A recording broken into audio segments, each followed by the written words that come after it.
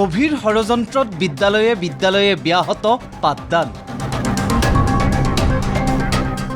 ৰাজ্যত বন্ধ হ'ল 10,000খন শিক্ষানুষ্ঠান। উদ্বিগ্ন ৰাজ্যৰ শিক্ষক সংগঠন।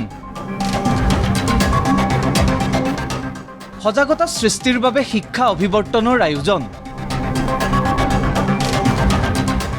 সম্পূৰ্ণ পৰিকল্পিতভাৱে ৰাজহুৱা খণ্ডৰ সকলো শিক্ষানুষ্ঠান বন্ধ কৰাৰ ষড়যন্ত্ৰ চলিছে সমগ্ৰ দেশত।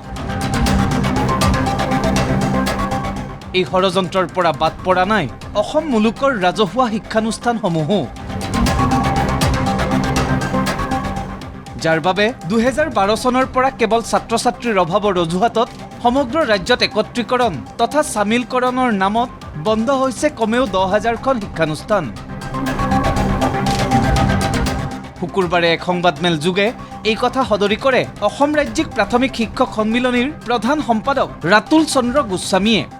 ইতিমধ্যে ৰাজ্যত প্ৰায় 10,000 বিদ্যালয় বন্ধ হৈ গৈছে আৰু এই বিদ্যালয়বোৰ বন্ধ হ'বলৈ যাওঁতে যিটো কথা কোৱা হৈছে সেইটো হ'ল শিক্ষাৰ্থীৰ অভাৱ।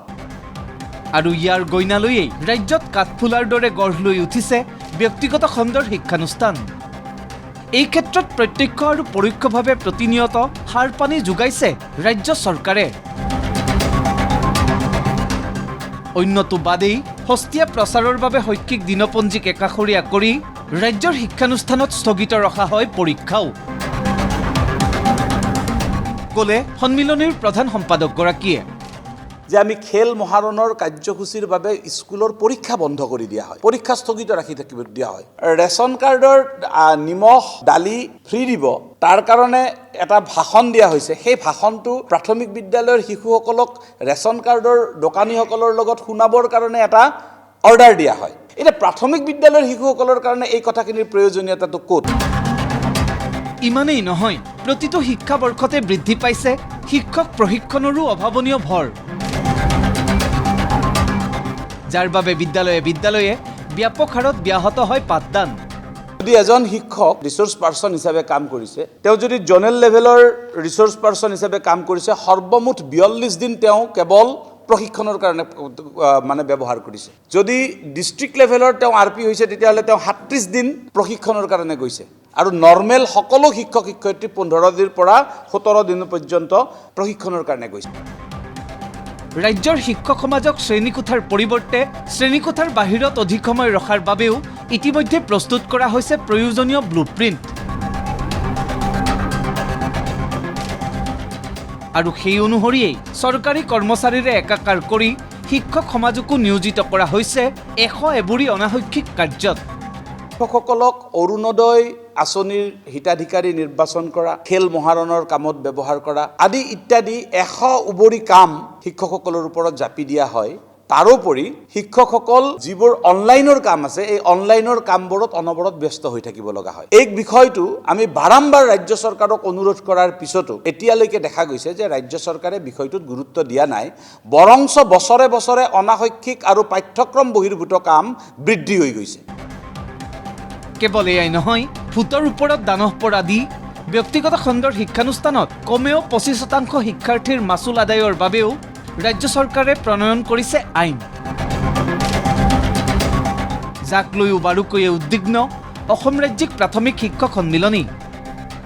যে ব্যক্তিগত খণ্ডত বিদ্যালয়ত 25% শিশুক চৰকাৰী ব্যয়ত শিক্ষা গ্ৰহণৰ সুবিধা প্ৰদান কৰিব। এই যদি কামটো যদি ইমপ্লিমেণ্টটো হৈ যোৱাৰ লগে লগে কাইলৈ যেতিয়া চৰকাৰে মাচুলটো দিব বুলি ক'ব, তেতিয়া তেওঁলোক নিশ্চয় বিদ্যালয়বোৰ এৰি গুচি যাব। গুচি যোৱাৰ লগে লগে যে শিক্ষাৰ্থীৰ আকৌ অভাৱ হ'ব, আৰু আকৌ অভাৱ হোৱা মানে ৰাজহুৱা বিদ্যালয়বোৰ আকৌ বন্ধ হ'ব। আৰু এইটো এটা কৌশল হিচাপে ব্যৱহাৰ কৰা বুলি আমি সন্দেহ প্ৰকাশ কৰিছোঁ।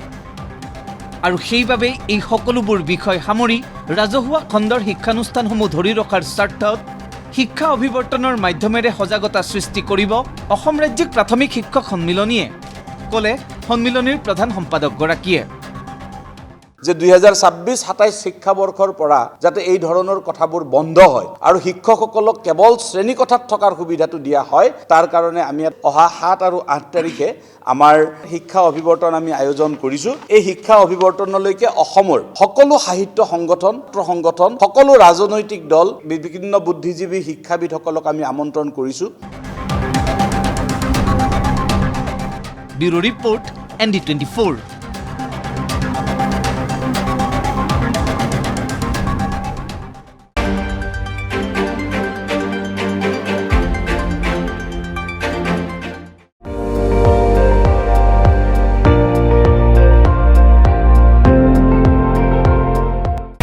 আপুনি চাই আছে ND24, সৰ্বশ্ৰেষ্ঠ নহয় সৰ্বোত্তমৰ দৌৰত।